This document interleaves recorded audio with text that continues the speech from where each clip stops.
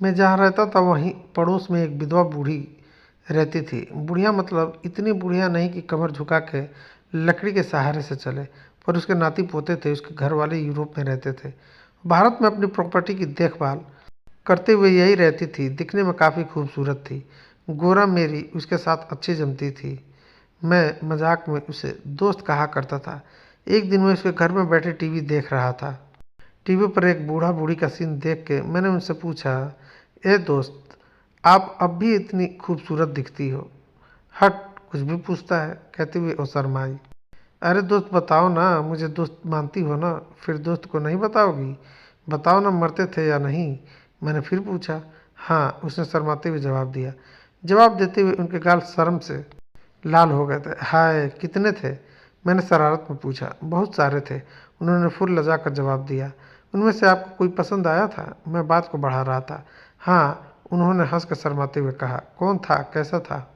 मैंने उत्सुकतावश पूछा। मेरे ही क्लास में था। कैसा दिखता था? तुम्हारी ही तरह। ओहो, कहीं इसीलिए तो मुझसे दोस्ती नहीं की? हट बेशरम, कुछ भी बोलता है। मैं बूढ़ी हो चुकी हूँ, ऐसा आपको लगता है? एक बुढ़िया से ऐसी बातें नहीं करते, उसने कहा। आप बुढ़िया नहीं, गुड़िया हो, प्यारी सी गुड़िया। तुम्हारा दिमाग खराब हो गया है जो ऐसी उल्टी सीधी बातें कर रहे हो। आपकी कसम, आप अब भी बहुत खूबसूरत लगती हो। तुम आज पागलों जैसी बातें कर रहे हो, पागल हो गए हो, वो बोली। उनकी बात सुनकर मैं झट से उठा और बाहर चला गया। वो पीछे से मुझे आवाज़ देती रही, पर मैं रुका नहीं। शाम को जब मैंने उनकी डोरबेल बजाई तो वह मुझ पर गुस्सा हो गई। कहने लगी, दोपहर में मैं इतनी आवाज़ दे रही थी, फिर भी गुस्से से चले गए? आप पर कैसे गुस्सा हो सकता हूँ? आप तो मेरी दोस्त हो।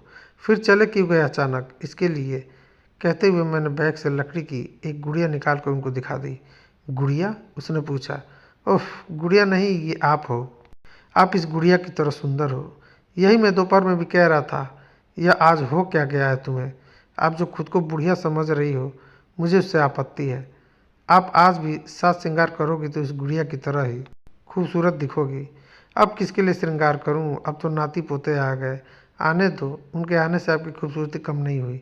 अरे पगले, पर अब श्रृंगार करके क्या करूंगी? किसको दिखाऊंगी? मैं जो हूँ देखने वाला। हट पगले, कुछ भी पागलों जैसा बड़बड़ा रहा है तू।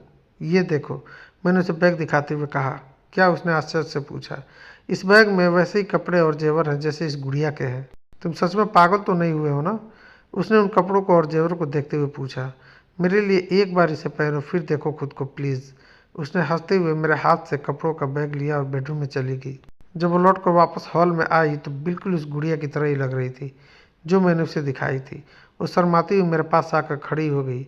इस उम्र में सिर्फ मेरा दिल रखने के लिए उसने श्रृंगार किया था। मैंने सोफे पर रखी गुड़िया उठाई और उसके आंखों के सामने पकड़ ली। मान लो मैंने बोलना चाह रहा था कि देखो खुद को और इस गुड़िया को। वो गुड़िया को देख लज्जित हुई और गालों में ही हंसने लगी। हाय, जो भी इस शर्म को और इस स्माइल को देखेगा वो अपना दिल निकाल के आपके कदमों में रख देगा। एक बात कहूँ? मैंने उसकी तारीफ करते हुए पूछा। कहो, धीमे स्वर में वो लजाती हुई बोली। आप इस गुड़िया से भी ज़्यादा सुंदर हो। वो हंसी। आज बड़े दिनों के बाद मैं खुद को तरोताज़ा महसूस कर रही हूँ, तुम्हारी बदौलत। कहते कहते उसकी आंखें भर आई।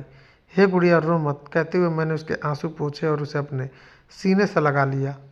मेरी खुशी हुई कि आप मेरी वजह से फिर एक बार जवान हो गई। उसके उसी हाथ पर मैंने अपना हाथ रखा और पूछा, आपको वो करने की बख्शिश नहीं मिलेगी? क्या बख्शिश दूँ? उन्होंने हंसते हुए पूछा। सुंदर गुड़िया के, मैंने शरारत करते हुए कहा। जाओ ले लो, सोफे पर ही पड़ी है। मुझे चिढ़ाती हुई वो बोली। लकड़ी की गुड़िया की नहीं, इस गुड़िया की, कहते हुए मैंने ले ली।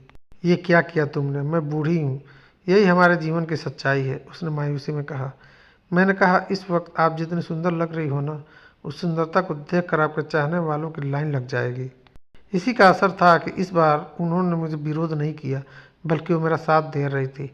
फिर वो सब के बाद मैं अपने घर आ गया।